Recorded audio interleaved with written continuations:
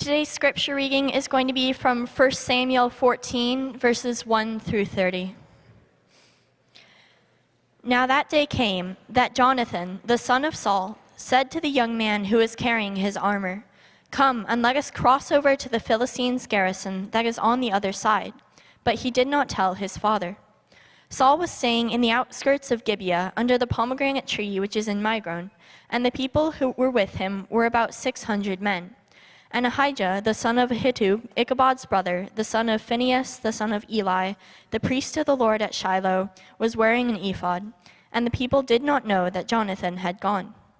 Between the passes by which Jonathan sought to cross over to the Philistines' garrison, there was a sharp crag on one side and a sharp crag on the other side, and the name of the one was Bozez, and the name of the other Seneh.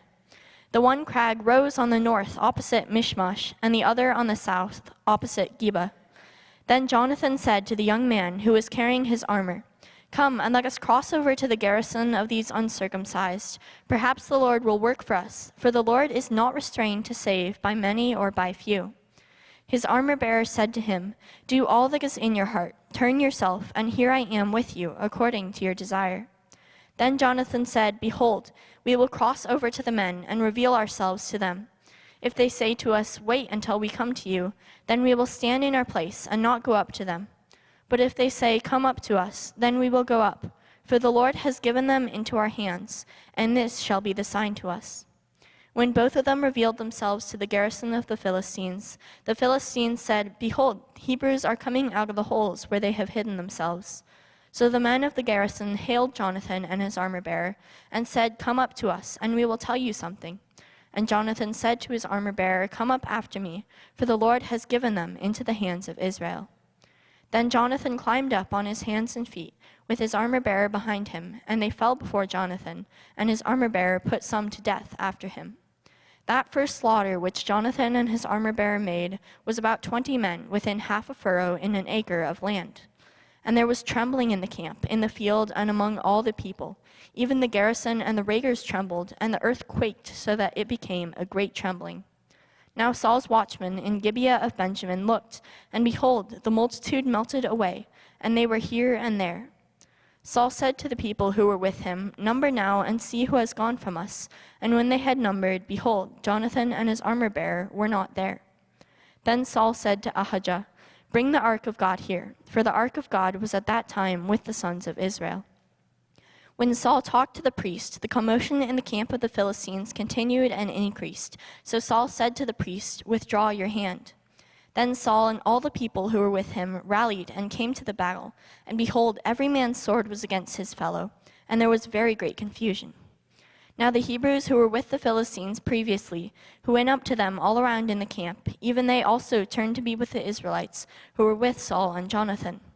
When all of the men of Israel who had hidden themselves in the hill country of Ephraim heard that the Philistines had fled, even they also pursued them closely in battle. So the Lord delivered Israel that day, and the battle spread beyond Beth-aven. Now the men of Israel were hard-pressed on that day, for Saul had put the people under oath, saying, "Cursed be the man who eats food before evening, and until I have avenged myself on my enemies." So none of the people tasted food. All the people of the land entered the forest, and there was honey on the ground. When the people entered the forest, behold, there was a flow of honey, but no man put his hand to his mouth, for the people feared the oath. But Jonathan had not heard his father put the people under oath. Therefore he put out the end of his staff that was in his hand, and dipped it in the honeycomb, and put his hand to his mouth, and his eyes brightened. Then one of the people said, "Your father strictly put the people under oath, saying, 'Cursed be the man who eats food today.'" And the people were weary. Then Jonathan said, "My father has troubled the land. See now how my eyes have brightened, because I tasted a little of this honey. How much more, if only the people had eaten freely today of the spoil of their enemies which they found. For now the slaughter among the Philistines has not been great." And so we are continuing on in our study of the book of 1 Samuel. And the theme of the study, of course, is "Live Well, God is Working." And it's an encouragement to, in in light of God's providence, in light of God working out his plan providentially in our lives, the way we respond to the things that are going in our lives make a difference. And we'll see that very, very clearly in our text this morning. And so before we get into the text, I want to ask you this question. Would you like to see God more in your life? Would you like to see him more at work in your life? Would you like to see him doing more spectacular things like in your family, in your business, in your finances, in your ministry, and just in almost every area of life that you can think about? And this morning, if your answer to that question is yes, if your answer to the question is no, you can just go to sleep now. Just don't snore and bother the people around you. But I'm hoping and assuming that most of us somewhere in our lives would really like to see God show up in really amazing ways to bring glory to himself, to encourage us in our faith, and to bring us into the reality of the kinds of promises that he has made to those who walk with him. And so as we get into the text this morning, I want you to think about this movie. Don't think too much about it, but the movie Freaky Friday. It came out in 2003, at least the version I'm thinking of. Came out in 2003, and it stars Jamie Lee Curtis and Lindsay Lohan. And the premise of the story is that they switch bodies, so that they can learn about each other's world. But at the beginning of the movie, Jamie Lee Curtis is dropping off her daughter, Lindsay Lohan, at school, and Lohan gets out of the car, and as she's walking away, in the midst of all of her friends, the window is rolled down on the passenger side, and the mom leans over on the passenger seat and says, "Make good choices," right? Well, profound wisdom. Just really profound wisdom. And so this morning, as we look at our text, I want us to be thinking about that. So here's the question I want us to think about. What is the key to seeing God accomplish all he desires in and through our lives? What is it? What is the key to seeing God do really amazing things in us and through us as well? And what I want us to see as we look at this rather lengthy text is that maximum usefulness results when we make good choices. When we make good choices. And our text this morning highlights two different choices and the two very dissimilar outcomes that result from those choices. And it's always in the context of God's plan being worked out for Israel, and how each of the individuals in our text make different choices, and how those different choices are impacted, and the kind of fruit that they bear in the individual's life and in the community's life as well. And so the key to seeing God accomplish all that he desires to see God doing really cool stuff in our lives is to make good choices. And so the first point that I want to make comes out of chapter 14, verses 1 through 15. And it's simply this. It's the choice of faith. Choose faith. Now, we hear this over and over and over again. And you know why? Because it is an essential truth that we must get a handle on and bring to bear not only day by day in our lives, but moment by moment as well. And so we want to see that seeing God really show up in amazing ways is to choose faith, to make good choices, and the good choice is to choose faith. It maximizes God's work through you. It maximizes God's work through you. And so the opening verses, I want to take us back a few verses into chapter 13 just to get a tiny bit of context, because our chapter divisions are really more or less artificial. They're not in the original text. And so if you look with me at verse 19 of chapter 13, it says, "Now no blacksmith could be found in all the land of Israel, for the Philistines said, 'Otherwise the Hebrews will make swords or spears.' So all Israel went down to the Philistines, each one to sharpen his plowshare, his mattock, his axe, and his hoe. The charge was 2/3 of a shekel for the plowshares, the mattocks, the forks, the axes, to fix the hoes. And so apparently 2/3 of a shekel, it's 2/3 of a silver shekel. This was some outrageous sum of money. And so not only was it oppressive to make them come down and spend money to get these things fixed and sharpened, but it was also, as I said last week, it was a form of Philistine gun control, right? It was Philistine sword control. If they can't arm themselves, they can't rise up against us, basically. But then the text says this in verse 22. So it came about on the day of battle that neither sword nor spear was found in the hands of any of the people who were with Saul and Jonathan, but they were found with Saul and his son Jonathan. And the garrison of the Philistines went out to the pass of Michmash. And so here's the scene. You get the scene that the people of Israel are generally unarmed. Only 2 people are armed, and they are Saul and his son Jonathan. And it begs the question, so what are they going to do? What are they going to do since they're armed? How is that going to work? And so that's what the text goes on. And so the chapter 14 answers the question, what will they do, by contrasting Jonathan's choices with Saul's choices. And you'll see that contrast clearly as we go through the text. And so Jonathan is an example of making that good choice, of choosing faith. That is, confidence in God, trusting God and not oneself or one's circumstances or one's resources, right? That's what we're talking about here. And so Jonathan's example is of choosing faith, and it comes out in verses 1 through 10. And we see in verses 1 through 3 of chapter 14 that the numbers are against Jonathan, right? It tells us that plainly. And the day came that Jonathan, the son of Saul, said to the young man who was carrying his armor, "Come, let us cross over to the Philistine garrison that is on the other side." But he did not tell his father. Saul was staying in the outskirts of Gibeah under the pomegranate tree, which is in Migron. And the people who were with him were about 600 men. And so you've got Jonathan and his armor bearer, 2, and then you've got Saul and 600, unarmed people. Don't forget that. He's got 600 people, but they're unarmed. They've got their hoes, their axes, whatever else it is, but they don't have swords, shields, or anything else. And so Jonathan is, the text shows Jonathan doing what? He's active, right? Jonathan is moving, and what's Saul doing? Saul is sitting. Jonathan has himself and a sword, his armor bearer, and Saul has 600 men with him. The 2 are on the move. The 1 is sitting with his 600 men. But not only does he have 600 men with him, look at what it says in verse 3.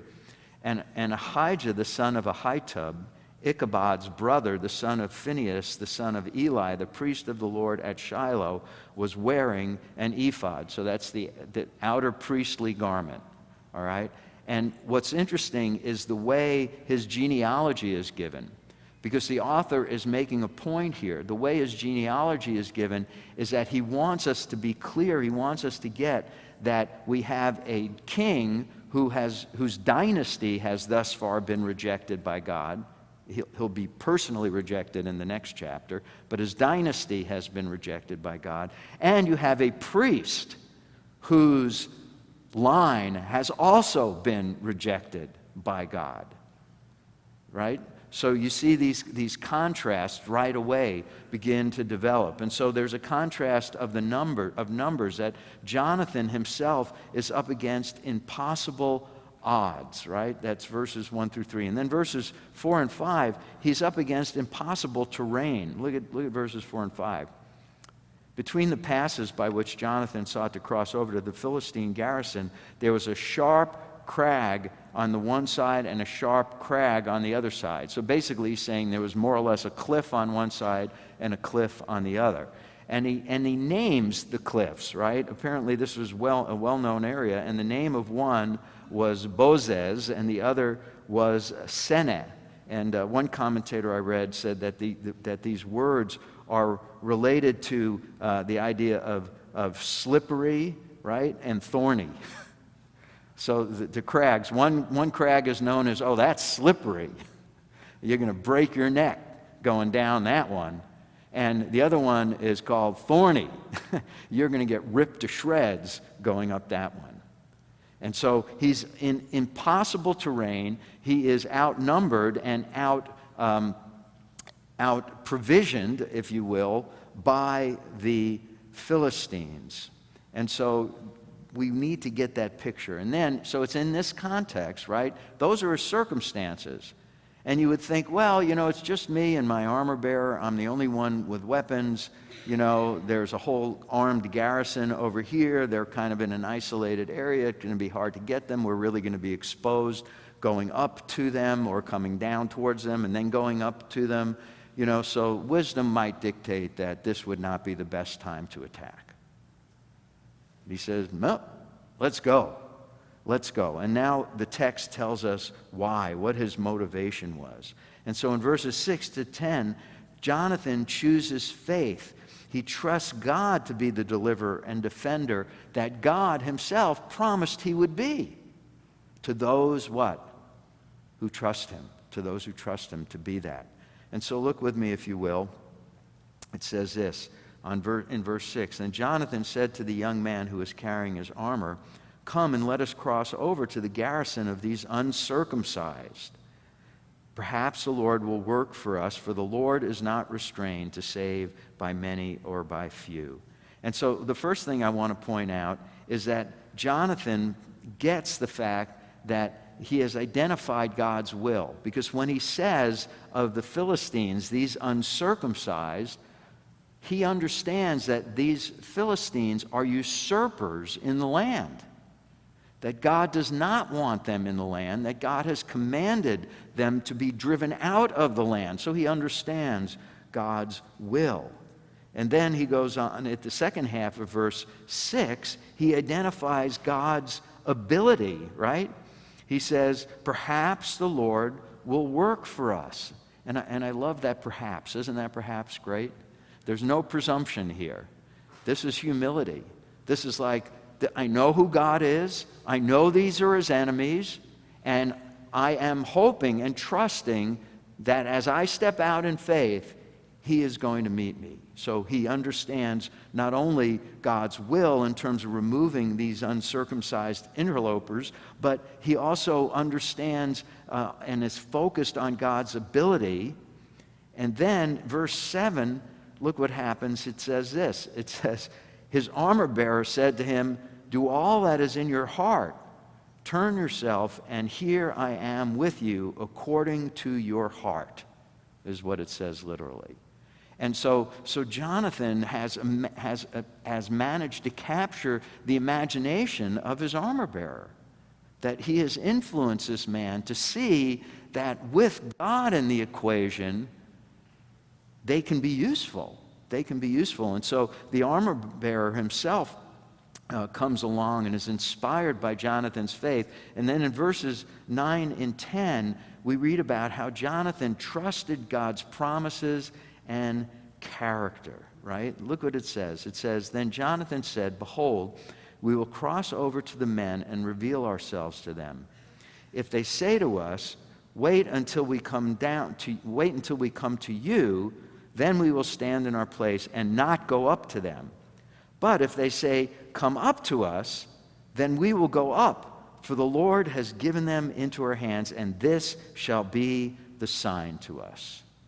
So he understood. He was thinking practically, saying, if these guys invite us into their camp, it's a sure sign that God is going to deliver them to us. And so he understands God's will, he understands God's ability, and he understands God's promises and character. Right? Because you have to stop and think about it. Why would he have such chutzpah? Why would he choose to do such a reckless thing? Well, maybe he was reading the scriptures. Maybe he remembered the stories he had heard of the judges who lived in his time period. And he remembered that when people step out in faith to accomplish the things God wants accomplished for the purposes God wants them accomplished, God is faithful to meet them. And so he understood, he had an appreciation, and he trusted God's promises and his character, right? So it wasn't presumption. Presumption is when you step out wanting God to do something. That's your will. That's not what this is. This is a man who was willing to step out, to be used by God to do his will. And so then the text goes on in verses 11 to 22. Not only does it pictures Jonathan's choice here to trust God, the choice of faith, but then it outlines all of the results of Jonathan's faith, all right? So it says, look, this is what faith looks like. This is how it's illustrated in Jonathan. And now I want to show you and I want to illustrate the benefits of it. What happens when you step out to do God's will, God's way? Good things. Amazing things happen. And that's exactly what the text tells us. In verses 11 to 15, we read about a miraculous victory over the Philistine garrison. Look with me, if you will, at verse 11. It says, let's see if I can find verse 11. Here it is. When both of them revealed themselves to the garrison of the Philistines said, "Behold, Hebrews are coming out of the holes where they have hidden themselves." And the Philistines called the Israelites Hebrews, and I'm assuming there's something derogatory to them about that. It says, "So the men of the garrison hailed Jonathan and his armor-bearer and said, 'Come up to us, and we will tell you something.'" Right? "Yeah, sure, come on up. Yeah, we got a message for you." Right? And yeah, we're going to kill you. That's what we're going to do. And Jonathan said to his armor-bearer, "Come up after me, for the Lord has given them into the hands of Israel." Now, notice that. What does he not say? "Come up after me, for the Lord has given them into my hands." And hold on to that, because you're going to need to contrast that with something Saul says in just a little bit. So he is understanding that God is working to keep his promises to Israel. In verse 13, then Jonathan climbed up on his hands and feet with his armor-bearer behind him, and they fell, and they, meaning the garrison, fell before Jonathan and his armor-bearer, and his armor-bearer put some of them to death after him. So Jonathan is going in there with his sword, right? And he's knocking guys down, he's cutting them, maybe he's hamstringing them or something, and the armor-bearer is coming up behind him, maybe with an axe or whatever else he has, and he's finishing the job. It's a bloody mess, right? But God is giving them victory. And it says in verse 14, that first slaughter, which Jonathan and his armor-bearer made, was about 20 men within about a half a furrow in an acre of land. And so this is a measure of space. So it was a small space, but God gave him victory, one man against 20. And he gave them the victory. And it goes on in verse 15, and there was a trembling in the camp, in the field, and among all the people. And so there's a shaking, and it's undoubtedly an earthquake. It says even the garrison and the raiders trembled. And remember the three groups of raiders that had been going out? And so all of the Philistines were beginning to get scared, if you will. And it says, and the earthquake, so that it became a great trembling. So, if you've ever been in an earthquake, you know how disconcerting it is to no longer be able to stand or walk without falling over. And they realize that there is something going on. And anytime a trembling like this takes place in the context of battle, it's a sure sign that God is working, that God is doing something. And so there's this miraculous victory over the Philistines. And then in verses 16 to 20, listen to this. Jonathan's faith even overcomes Saul's indecisiveness. Saul's indecisive. I struggled with this. It was like, why is this here? Why is this here? And it's there because the author wants us to understand that because Jonathan stepped out in faith and God began to meet him and began to vanquish the enemies, it moved Saul off of his indecisive stump under the tree. And that's exactly what the text says. Now Saul's watchmen in Gibeah of Benjamin looked, and behold, the multitude melted away, and they went here and there. Saul said to the people who were with him, "Number now, and see who has gone from us." And when they had numbered, behold, Jonathan and his armor-bearer were not there. And it doesn't comment. It doesn't say anything. It just says, let's muster the troops. Let's see who's here, because obviously somebody is starting to fight over there. And it was apparently Jonathan and his armor-bearer. Then it says in verse 18, then Saul said to Ahijah, remember, he's the priest descended from Eli of the line that was no longer going to continue because of their faithlessness and their unbelief. And it says, bring the ark of God here. Some texts and some translations may say, bring the ephod here. And I won't get into the technical reasons for the difference, but the idea being that Saul is wanting to get counsel on what to do. So the trembling is going on. He sees the troops scattering, and he isn't sure what to do. So he calls this priest from a line of priests that will be disbarred by God from the priesthood, and he says, and then it goes on and it says, for the ark of God was at that time with the sons of Israel. While Saul talked to the priests, the commotion in the camp of the Philistines continued and increased. So Saul said to the priest, withdraw your hand. And so basically what's happening is this. In the front pouch of the ephod were the Urim and the Thummim. And these were two stones that were used to help discern God's will for the people, right? And so he had asked the priest to do that, to seek God's will so he would know what to do. He was stuck in indecisiveness. And so when he sees this tumult happening and the other troops scattering more and more and more, he finally is spurred into action. And he says, let's go! And so you see the connection?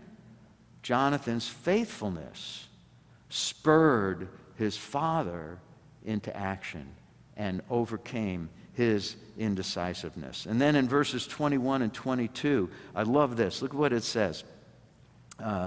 Let's see. Let's pick up in verse 21. Now the Hebrews who were with the Philistines previously, who went up with them all around in the camp, even they also turned to be with the Israelites who were with Saul and Jonathan. Okay, so remember I said that Hebrews was a derogatory term used by the Philistines of the Israelites, of the Jewish people, right? And so what he's saying is that the Israelites who had deserted, who were probably serving the Philistines in some way to protect themselves from the Philistines, are now leaving the Philistine camp and taking up arms against their former captors. And then in verse 22, when all the men of Israel who had hidden themselves in the hill country of Ephraim heard that the Philistines had fled, even they also pursued them closely in the battle. So even the cowards were encouraged, right? So you have the traitors on the one hand, and you got the cowards on the other hand. And because Jonathan stepped out in faith, these people, all of a sudden, their attitudes have changed, and they are now willing to follow God into the battle. And then finally, in verse 23, look at what it says there. It says, so the Lord delivered Israel that day, and the battle spread beyond Beth-aven. So you see, what does the author of 1 Samuel want to make sure we understand? This was not coincidence. This was the Lord working on Israel's behalf. And not only had they vanquished the garrison that had been positioned across from Saul and his army, but the battle and their victory was spreading. And the Philistines were being driven out, right? You see that? And so one of the benefits was that he reversed the tide of the Philistine dominance and their occupation. So the Lord delivered Israel that day, and the battle spread. He was delivering Israel. Things were going great, right? Until what? Until we read about Saul and his foolish choice. His foolish choice. And so you think about it. So what you think? Just think before we get to Saul's foolish choice. What does Jonathan's example teach us? Right? It teaches us that choosing faith, what? Maximizes God's work in and through us. You got that? Choosing faith maximizes God's work in and through us. And so if you want to see God doing tremendous, exciting, amazing, wonderful things in your life, what's the takeaway? Figure out what the path of faith is. Get to know the Lord better. Get to know His promises better. Get to be more and more confident in His ability to provide in impossible circumstances. And step out in faith. And He will meet you. He will meet you. He will work in you. He will work through you for His glory to accomplish His good and perfect will. All right. And so, that's the good choice. So he gives us the good picture first, and now he's going to show us the bad choice. And so the first idea was simply that choosing faith maximizes God's work through you. That's to make good choices. That's the good choice. And the second point comes out of Saul's experience, and it is from verse 16 to 46 in chapter 14. And the idea here is that choosing foolishness minimizes God's work in you and through you. The exact opposite. And that's exactly what the text shows us. It's exactly what the text shows us. And so it begins by telling us about Saul's foolish oath. Look with me at verse 21.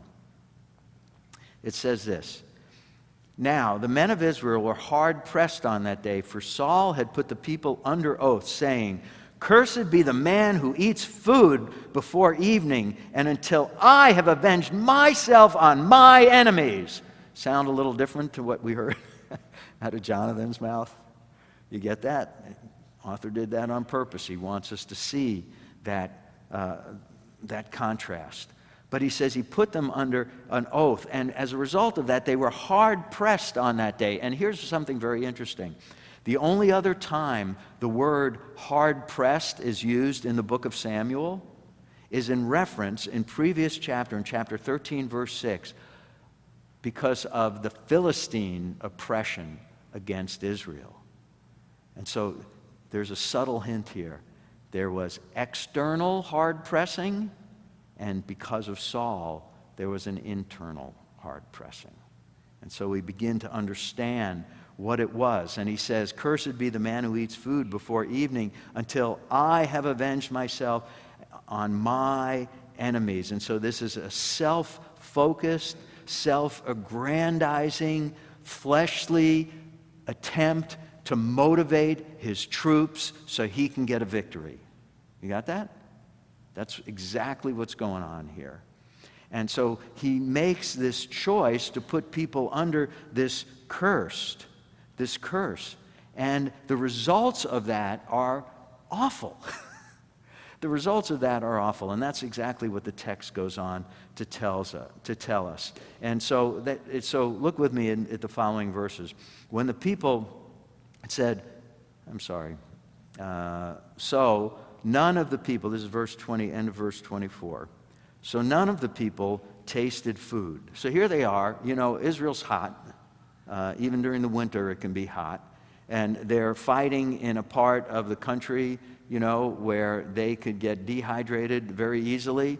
I watch a lot of road cycling on TV, and these guys ride hundreds of miles day after day after day for 3 weeks in a row. And part of what they do is they have to keep their bodies fueled throughout a race every day. And so they have domestiques who go into the back of the peloton, the racing group, and pick up bags of food and liquids, et cetera, and bring them up to the leaders of the race so that they can feed themselves and maintain their energy. And so here's an army in battle. Now, don't forget, this is an army that is fighting without weapons. So they have to work extra hard. Now, I'm assuming they're picking up weapons as they go along. That's an assumption. But you get the idea that they have been handicapped because of their king. And that's exactly the point that the text is making. And then it goes on in verse 25, and all the people of the land entered the forest, and there was honey on the ground. When the people entered the forest, behold, there was a flow of honey, but no man put his hand to his mouth, for the people feared the oath. They were afraid of the king. They were afraid if they take something to eat and get their energy back up, they're going to be dead. But Jonathan had not heard when his father put the people under the oath, right? So you can imagine Saul's rallying the troops to join the fight, and as they're on their way out of their encampment, he puts them under this curse, and Jonathan is where? He's on the other side of the ravine already fighting, so he hasn't heard it. And it says, he put out the end of his staff that was in his hand, dipped it in the honey, put his hand in his mouth, and his eyes brightened, meaning his energy was restored. And he says, then one of the people said, your father strictly put the people under oath, saying, cursed be the man who eats food today. And the people were weary, right? So you got that? The people were weary. Why were they weary? Because of Saul's foolish choice, the oath that he put them under. Then one of the people, look with me, if you will, at verse 29, just to make sure we understand the implications of this choice, this bad choice. Not only are the people who are supposed to be doing the fighting tired, and their ability to fight is diminished. Look at verse 29 and 30. It says, then Jonathan said, my father has troubled the land. See now how my eyes have brightened because I have tasted a little honey. Now listen, here is the commentary, verse 30. How much more if only the people had eaten freely today of the spoil of their enemies, which they found. For now the slaughter among the Philistines has not been great. Got it? That's a commentary. The author puts the commentary in Jonathan's mouth, and he wants us to understand the implications of bad choices. And so it isn't that everything fell apart and everything failed and Israel got their tushes kicked and had to run away, but it was clear that the scope of what God had wanted to do or maybe willing to do as the people stepped out in faith was grossly curtailed because of the lack of energy that happened as a result of Saul's foolish choice. And so Saul's oath limits their victory. And then look at the verses 31 to 35. Not only does it limit the victory, his oath results in the armies sinning against God. Look at verses 31 and following. They struck among the Philistines that day from Michmash to Aijalon, and the people were very weary. And so they finally, as they're destroying the enemy's camp, and there's more spoils to take advantage of, in verse 32, the people rushed greedily upon the spoil and took sheep and oxen and calves and slew them on the ground, and the people ate them with the blood. Now, you have to go back to Leviticus. Eating meat with blood is like no, right? You don't do that. And because the blood has the life in it, and it has to be poured out because it is sacred to the Lord.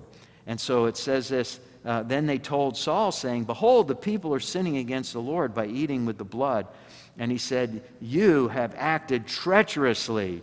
Roll a great stone to me today. So he's completely oblivious to his part in this. You have acted treacherously.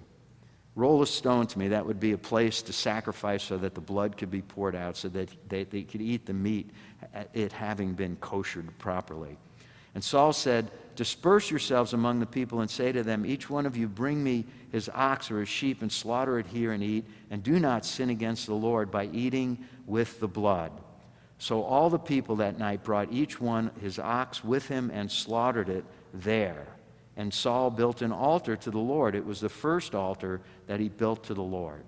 And so he makes a right decision here, I believe, in understanding that what the people were doing was inappropriate and providing a means for them to stop doing it so that they can eat. But he is completely, as I just said, completely oblivious to the fact that the reason they're doing what they're doing is because of his foolish choice. His foolish choice. And so Saul's oath results in the army's sin. And then in verses 36 and 37, Saul's oath silenced God's voice regarding the Philistines. Regarding the Philistines. Look at this with me, if you will. And it says this in verse 36. Then Saul said, let us go down after the Philistines by night and take spoil among them until the morning light, and let us not leave a man of them. And so he's got it all figured out. He's got his strategy, his military strategy. And then he says, and they said, do whatever seems good to you. So the priest, listen, the priest, not Saul. This is the only time in the scriptures where a priest comes forward to recommend to a king or a leader that God's will be sought before they do anything. And so again, another rebuke to Saul. And it says, let us draw near to God. So the priest said, let us draw near to God here. Saul inquired of God, shall I go down after the Philistines? Will you give them into the hand of Israel? But he did not answer him on that day. Okay? You got to get that. The point there, you need to put a period there. I think there should be a paragraph break there so we can see that as it stands on its own. But it silences God's voice regarding the Philistines, that he does not hear their voice. He does not hear God's voice. And it's specifically in reference to God's vanquishing of the Philistines. And so Saul wants to find out why God's voice has gone silent. He knows there's something wrong. He knows sin has taken place. And so he wants to figure out what's going on. So then he says this. He said, draw near here, all you chiefs of the people, and investigate and see how this sin has happened today. For as the Lord lives, who delivers Israel, though it is Jonathan my son, he shall surely die. So here again, he's, another quick, I'm boss, and this is what's going to happen. God's voice has been silenced. Whoever's responsible for this is going to die. But not one of all the people answered him. And so, you can imagine going, you going to tell him? You tell, no, I'm not going to tell him. And so that's what's going on. And says, then he said to all Israel, because the leaders didn't have a response, right? And it says, then he said to all Israel, you shall be on one side, and I and Jonathan, my son, will be on the other side. And the people said to Saul, do what seems good to you. Therefore Saul said to the Lord, the God of Israel, give a perfect lot. So he said, choose between us. And so it says this, and Jonathan and Saul were taken, but the people escaped, right? And so eating the blood was not the fault of the people. You got that? That's what the lot demonstrated. It was not the fault of the people. And then it says, Saul cast lots between me and Jonathan, my son, and Jonathan was taken. And so the fault appears to be Jonathan, but is it really? Is it really Jonathan's fault? It isn't, is it? It's because of the foolishness of Saul's oath. Jonathan was ignorant of it when he did what he did. And that was not why God had fallen silent even. He had probably fallen silent because of the eating of the blood. Then Saul said to Jonathan, "Tell me what you have done." And just listen to Jonathan's response. So Jonathan told him and said, "I indeed tasted a little honey with the end of my staff that is in my hand. Here I am. I must die." Isn't that amazing? He totally owned it. He totally owned it. He didn't say, "Well, I was really hungry and I didn't know about your order and da-da-da." He stands up and he says, "I did that. And if you're saying I have to die, then kill me. Then kill me." And I believe that he's saying that. I know this is reading into the text, but I believe that he's saying that because he knows he's innocent. And he knows his father is wrong. And we see that in the text as it concludes. And so it goes on and it says, "And Saul said, 'May God do this to me and more also, for you shall surely die, Jonathan.'" And so what's Saul's response to the news that his son ate of the honey and broke his oath? He oathed. Made another oath, another foolish oath. But look what happens. Verse 45. God providentially steps in. But the people said to Saul, "Must Jonathan die, who has brought about this great deliverance in Israel?" The people got it. The people saw what was going on. Far from it. "As the Lord lives, not one hair of his head shall fall to the ground, for he has worked with God this day." So the people rescued or ransomed Jonathan, and he did not die. Now look, then it finishes up. "Then Saul went up from pursuing the Philistines, and the Philistines went to their own place." Battle's over. They stop running. They go back to their camps, and it is a complete disaster. He has minimized, absolutely minimized, what God was willing to do. Saul fails to recognize his own culpability, but his subjects get it. His subjects get it. And so the question is, so how do you maximize what God wants to do in and through your life? Make good choices. The good choice is the choice of faith. The bad choice is the foolish choice, the choice where you're relying on your flesh, you're relying on your circumstances, you're relying on your assessment of your own resources, no matter what it is, no matter what command of the Lord, no matter what promise the Lord might have made, that it is a matter of you stepping into his promises through faith. Choosing faith maximizes God's work through you. And I just want God to encourage us all this morning that we can be the ones through whom God works freely.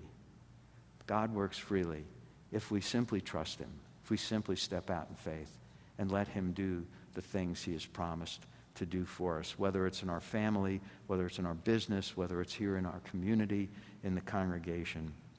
And God says that for life too. He says, look, you need life. You are separated from me because of your sin. And he said, you can see me work in spectacular ways in your life in bringing you to salvation, in forgiving you your sin, in cleansing you, and then in changing you from the inside out and making a useful tool in my hand. And it all starts by making the choice of faith. Faith in the gift he offers in the person of Messiah, in the sacrifice he has made. And you can begin that walk of excitement of seeing God using you and working in and through you as you make that initial choice of faith. And we are all warned, wherever it is, where are you making foolish choices? Where are you making foolish choices? Where is the fruit evident that you're not walking by faith? And God is saying to you, look, today's the day. Make a different choice. Step out in faith and watch what I can do. Amen? Let's pray. Father, thank you for your word and just for how real it is, Lord, and how it points us to what it looks like, what it means, how we can have a walk with you where we see you showing up in wonderful ways in our lives, Lord, in the circumstances of our lives, and through our lives, Lord, as we seek to be used by you. Lord, give us hearts to follow you by faith, to be men of faith like Jonathan, to see you, to be confident in your character, to be confident in your power, and then to step out in obedience to do the things that you call us to do. And Lord, protect us from ourselves, protect us from the unbelief and the doubt that continually nags at us, that would challenge us to doubt you and your integrity and your promises and your goodness and your ability. Lord, may we put that off, and may put on faith for your glory and for the good of all around us. We thank you, Lord, that this is your will, so we ask this confidently in Yeshua's name. Amen.